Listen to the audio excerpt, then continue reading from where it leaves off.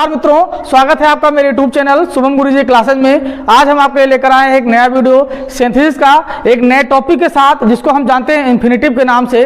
वैसे आप सब इस नाम से बहुत ही अवगत होंगे मित्रों, लेकिन आज आप सीखेंगे कि इन्फिनेटिव के जो सिंथेसिस की वीडियो कैसे बनते हैं। इन्फिनेटिव का यूज हम कब करते हैं? इन्फिनेटिव यानी टू को हम क्या कहते हैं? इन्फिनेटिव कहते हैं। टू का ही नाम क्या होता है? आपका इन्फिनेटिव होता है। इतना पावर होता है इन्फिनेटिव में, किसी भी वर्ब को क्या करता है, वर्ब की फर्स्ट फॉर्म में बदल देता है।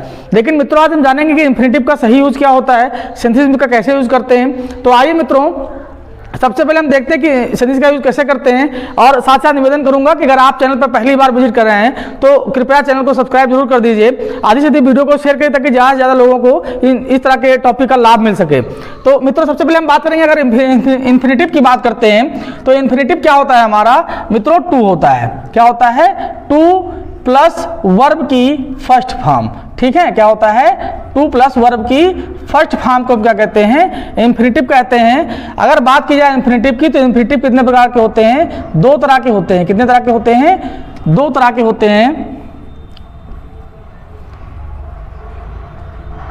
There are two types of infinitive. क्या होता है? दो तरह के क्या होते हैं? इन्फिनेटिव होते हैं। अब मित्रों आपका पहला तो होता है एक्टिव का, एक्टिव सेंटेंस जो आपके होते हैं एक्टिव आईसी मान सकते हैं आप, एक्टिव के इन्फिनेटिव। और दूसरे क्या होते हैं आपके? पैसिव के इन्फिनेटिव। क्या होते हैं? पैसिव के इन्फिनेटिव। अब अगर बात की जाए एक्टिव के इन्फिनेटिव की तो वही आपका होगा, क्या होगा? टू प्लस वर्ब की फर्स्ट फॉर्म। ठीक है। और अगर पैसिव में, अब पैसिव का नाम जब आएगा तो आप विचार करेंगे कि पैसिव में तो वर्ब की थर्ड फॉर्म लगती है, और टू अगर पहले लग जाएगा तो वर्ब की, तो आपको अगर इन्फिनेटिव टू का यूज करेंगे तब तो वर्ब की थर्ड फॉर्म लगनी चाहिए। तब कैसे होगा काम इसका? तो इसकी पहचान होती है मित्रों, क्या होती है देखेंगे। सबसे पहले टू लिखेंगे प्लस क्या लिखेंगे? बी लिखेंगे, और बी के बाद क्या लगाएंगे? हम वर्ब की थर्ड फॉर्म लगाएंगे। ये इसका पहचान होता है, यानी कि टू बी लगेगा फिर वर्ब की थर्ड फॉर्म हम लिखेंगे, तो हमारा पैसिव का सेंटेंस पैसिव बना रहेगा और हमारी इन्फिनेटिव का भी यूज हम आसानी से कर लेंगे। सबसे पहले देखेंगे मित्रों पहचान क्या होती है इन्फिनेटिव की। अगर पहचान की बात की जाए, किसकी? इन्फिनेटिव के पहचान की बात की जाए तो इनके अर्थ में क्या आता है? ने आता है, ना आता है, नी आता है, या फिर क्या हो सकता है? ने के लिए या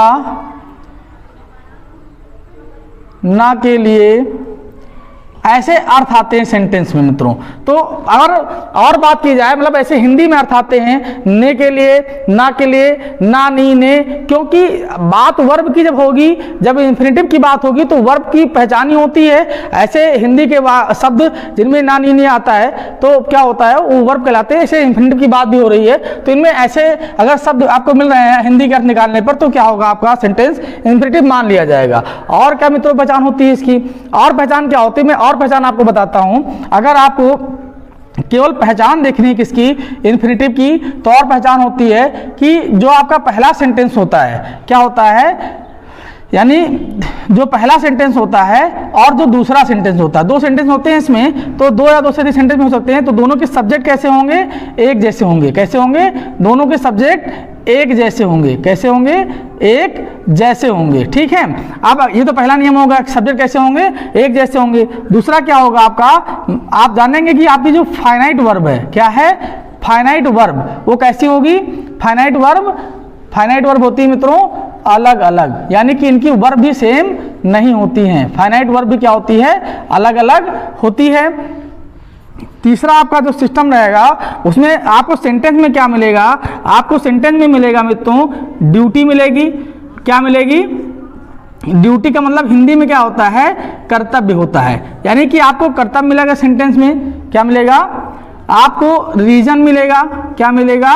रीजन को क्या कहते हैं हिंदी में? कारण कहते हैं। और अगर रीजन मिलेगा तो साथ साथ में और क्या मिलेगा? आपको रिजल्ट भी मिलेगा। अगर रीजन मिलेगा तो भी रिजल्ट मिलेगा, यानी कि आपको परिणाम मिलेगा। क्या मिलेगा?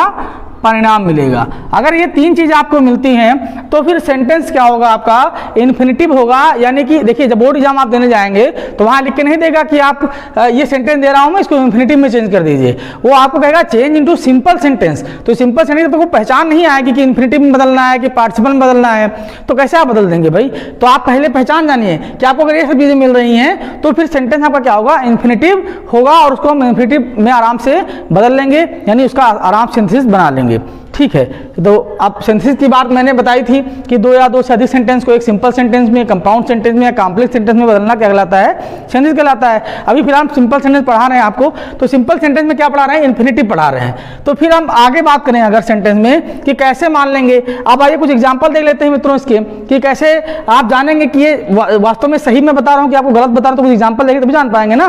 तो देखेंगे एग्जाम्पल, तो एग्जाम्पल में क्या देखेंगे कि ही हैज़, क्या देखेंगे, ही has 2 sons, he has 2 sons और फिर फुल स्टॉप लगा होगा।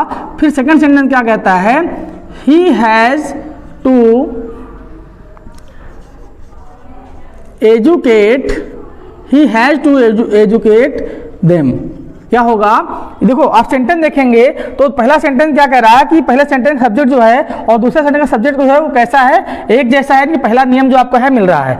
दूसरे में क्या कह रहा है कि यहाँ और एक चीज देखने को मिलेगी मित्रों कि ही हैज़ टू, ठीक है, ही हैज़ टू, यहाँ देखो यहाँ वर्ब में इन्फिनिटिव लगा है, एजुकेट लिखा है और यहाँ कोई वर्ब नहीं है, समझ रहे हैं। तो फाइनाइट वर्ब भी कैसी है, अलग अलग है। उसके बाद बात की जाएगी अगर ड्यूटी की, तो देखो यहाँ ड्यूटी है कि रीजन है कि रिजल्ट है, तीन में से एक चीज मिलेगा आपको। तो क्या देखेंगे, ही हैज़ 2 sons, उसके 2 पुत्र हैं, he has to educate them, उन्हें शिक्षित करना पड़ेगा, यानी उन 2 पुत्रों को शिक्षित करना पड़ेगा। तो यहाँ पर क्या बताया रहा है आपको, ड्यूटी बताई जा रही है मित्रों, यानी कि क्या बताया रहा है, कर्तव्य बताया जा रहा है। तो सेंटेंस आपका निश्चित रूप से क्या है, इन्फिनिटिव है और आसानी से इन्फिनिटिव हम बना लेंगे सिंथेसिस के अकॉर्डिंग, यानी जो सिंथेसिस आप पढ़ते हैं उसमें इसका इन्फिनिटिव ही बनेगा। कैसे बनेगा मित्रों, इसको देखते हैं थोड़ा सा, कैसे बनाएंगे इसको मित्रों, माफ कीजिएगा, इसका बनाएंगे ही हैज़, यानी जो पहला सेंटेंस है उसको जो कहते हैं क्या करेंगे, लिखेंगे ही हैज़ 2 sons। जो कारण है उसको हम पूरा लिखेंगे। कारण हमारा क्या है कि उसके 2 पुत्र हैं, जहां फुल स्टॉप वहीं पर क्या लगाएंगे, हम 2 लगाएंगे, ठीक है।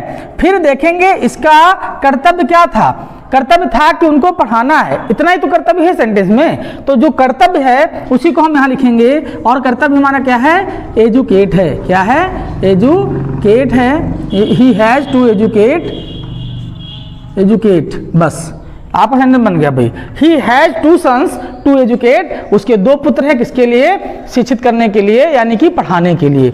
बात समझ में आ गई मित्रों, मतलब जो हमारा ड्यूटी होगा, जो आपका रिजल्ट परिणाम आएगा, जो रीजन होगा, उसी को हम 2 के बाद रखते हैं। या अगर आप और मोटे तरीके से जानना चाहते हो कि सेकंड सेंटेंस जो 2 होगा वही उसी के बाद जो सेंटेंस शेष बचता है उसको लिखते हैं। देव मैंने इसलिए लिखा है क्योंकि उसके 2 पुत्रों की बात की जाए, जो मैंने पहले से लिखा है। सेंटेंस क्या सिखाता है हमको कि सेंटेंस को छोटा बनाना है, ना कि इसको और बढ़ा देना है। और एग्जाम्पल से समझते हैं, अगर दूसरा एग्जाम्पल देखा जाए इसका, तो दूसरे एग्जाम्पल में हम क्या देखेंगे कि मोहन देखा जाए, Mohan has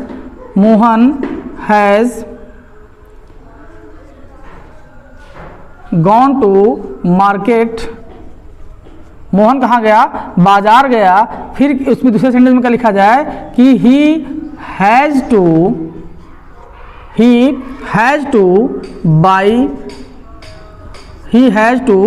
by some fruits. देखिए क्या बताया गया इसमें कि मोहन गया बाजार, यानी मोहन बाजार गया और क्या हुआ कि he has to buy some fruit, उसको खरीदने पड़े कुछ फ्रूट यानी कि फल, ठीक है। तो यहाँ क्या है, रीजन क्या था बाजार जाने का कि उसे कुछ फल खरीदने पड़े, इसका परिणाम होगा, रिजल्ट हो गया, ठीक है। दोनों सेंटेंस सब्जेक्ट कैसे हैं, अलग अलग है मित्रों। तो बात अगर की जाए तो कैसे इसको बनाएंगे, हम लिखेंगे मोहन हैज़, क्या लिखेंगे, Mohan has gone to market, क्या लिखेंगे, Mohan has gone to market. अब क्या करने गया है, टू बाई सम फ्रूट, क्या लिखेंगे, Mohan has go to market to buy some fruit. ये हो जाएगा क्या आपका एग्जाम्पल। एक और एग्जाम्पल समझते हैं इसका, तीसरा एग्जाम्पल जो होगा हमारा कि ही इज, क्या लिखेंगे, he is very fat, he is very fat. अब वेरी हो सकता है यहाँ पर सो भी हो सकता है, कोई दिक्कत नहीं है, ठीक है। ही इज वेरी फैट, ही, दूसरा सेंटेंस क्या देखेंगे, he can not sit, he can not sit properly, he can not sit properly, ठीक है। वह क्या है, अत्यधिक मोटा है और वह आराम से नहीं बैठ सकता, प्रॉपर तरीके से नहीं बैठ सकता। ऐसे वाक्य कैसे बनाएंगे मित्रों, हम देखेंगे ही इज लिखेंगे, जहां पर वेरी या सो लिखा हुआ मिलेगा वहां पर क्या लिखेंगे, TOO2 लिखेंगे, फिर क्या लिखेंगे अपना ऑब्जेक्ट जो क्या है फैट, तो ही इज टू फैट, जहां फुल स्टॉप लगाए यहाँ पे क्या लगाएंगे, एक और टू लगाएंगे।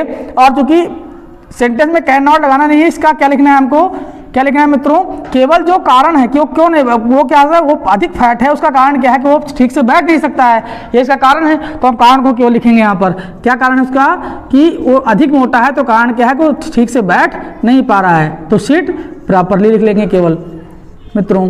अब देखो सिट प्रॉपरली हो गया हमारा, ठीक है। ये वाक्य बहुत आसानी से बन गया मित्रों। तो ऐसे तीनों एग्जाम्पल आपने देखे होंगे, सब बड़े ही आसानी से बन रहे हैं आपके।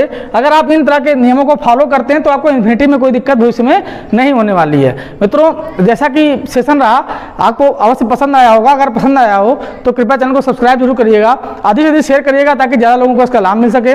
मित्रों आज की वीडियो में बस इतना ही, मिलते हैं सिंथेसिस के नेक्स्ट वीडियो में, नेक्स्ट पार्ट में। तब तक के लिए जय हिंद, जय भारत।